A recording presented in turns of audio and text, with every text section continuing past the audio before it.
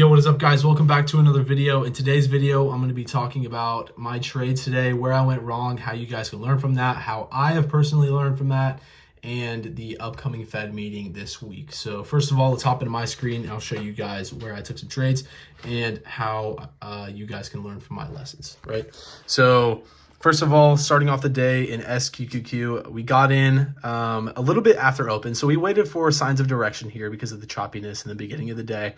And then SQQQ began to trend up. We took a position and then it pulled back, validated the EMA as support, took another or added to the position. And then it validated support again, added to the position. And then it finally got up to around this area. Now, once it reached around 52.80, the price began to slow down. And I noticed that. And this is exactly where I should have sold and why you guys can learn from this mistake. So around 52.80 is where it slowed down, even though it did push up to 52.94. It began to pull back. And I want to just tell you guys real quick, the candle chart that I'm using is the Heikin Ashi candle chart. So when the candles are green, they're showing upwards momentum consistently. And when the candles are red, they're showing downwards momentum. So as you can see at the top here, right after it hit that peak of 52.94, it pulled back and created two red candles right there. And then right after that, it began to sell off, right? So basically the break of the green candle sequence into the red candles should have been a sell signal instantly. But I did think for a moment that it was going to continue for an uptrend. And then it ended up pulling back. It ended up pulling back and landing around the EMA here. And I thought it was going to validate the EMA as a support because it had previously done it on these 2 points, right? But it had sold off past there, and I ended up selling it for way less profit than I could have made. And that definitely frustrated me, right? It frustrated me, and I got back into a position on SQQQ, and I ended up losing some money on that position. Now, I wasn't down terribly, so for the rest of the day, I ended up trading TQQQ and making that money back. So all was, at the end of the day, all was good, right? But I definitely could have profited much more.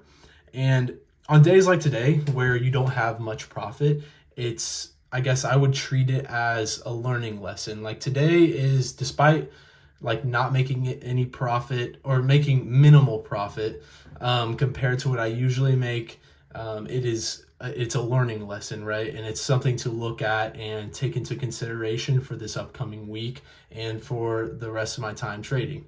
So with that being said, I just hope you guys can learn from my mistake, learning to sell where you see price slow down. So around in this area, when you see price start to slow down, you should sell at least a portion of your position, just locking in some of those profits so that way you can't go red on the day, or there's less likely of a chance for you to go red. So that is my lesson that I kind of learned from today. And even though I'm not in the red, I'm still in the green.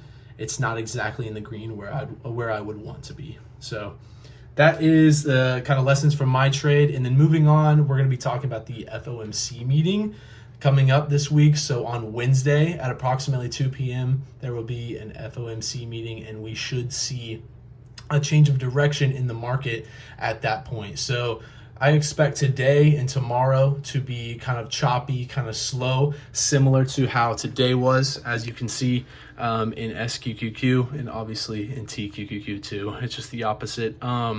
We can see that the market was kind of choppy, didn't have a clear sign of direction, and we're actually not very far off from where we opened at price-wise today. So I expect today and tomorrow to be choppy leading up to the FOMC meeting, and then hopefully a change of direction there. Could be to the downside. That's what I'm expecting. Now, don't take my word for it, but that is my, I guess, prediction, you could say. So I hope you guys learned something from the lesson that I learned today. And always lock in profits. Even if you are not particularly up where you want to be, don't be penny pinching for that next dollar on your profit. I could have locked in profits way earlier, but I didn't because I wanted to make more money, and being greedy is something that you can't do in this market. So just make sure that you guys lock in profits and get those green days. And if you guys have not already Drop a comment down below, like down below, and subscribe to the channel for more videos like this one. And I hope you guys all have a green day.